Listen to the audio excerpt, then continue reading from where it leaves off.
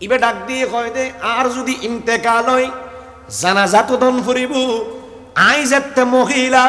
জানাজা তাড়াতাড়ি দিবেন। হয় দে আচ্ছা বুঝিলাম জানাজা দিও। হয় দে অপ্রাণের স্বামী আর ইন্তেকাল হইলি এনজ্ঞ মানুষরা তাই আর জানাজার নামাজ পড়াইবেন জীবে জীবনত আসরণ নামাজ খজানো করে। রানী জুবাইদার ইন্তেকাল হই দরবারতুন শাহী এলান হই বাগদাদের চতুর্দিকে এলান হই রানী জুবাইদার ইন্তেকাল জানাজার নামাজের ইমামতি করিবুদে ওই হুজুর জীবে জীবনত আসরণ নামাজ খজানো করে।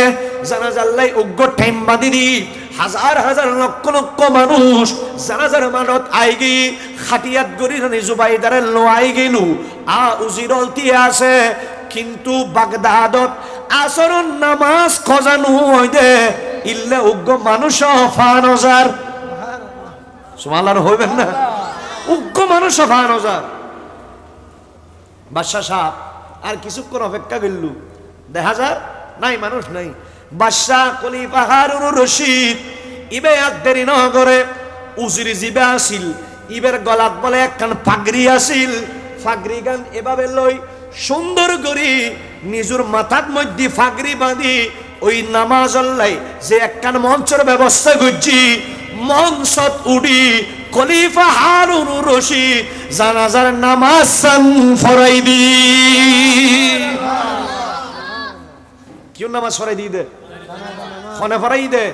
হারুন রশিদ জামাইয়ে ফরাই দি ফরনের পরে ছোট করি বক্তব্য রাখি হয়তো ওর এলাকার মানুষ ও আর সাম্রাজ্যের মানুষ আই জীবনত আসরণ নামাজ কজানো করি দি এনার একখান গোপন বৈশিষ্ট্য আছিল আর বিবিবে হতভাগ্যতি হতনেককার মহিলা সোনা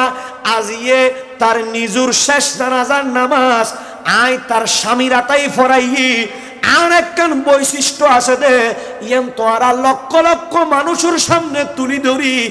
আই বাদশার মর্তবা আরো বাড়াই দি এই আসরণ নামাজ ইয়ার পরে কিউন নামাজ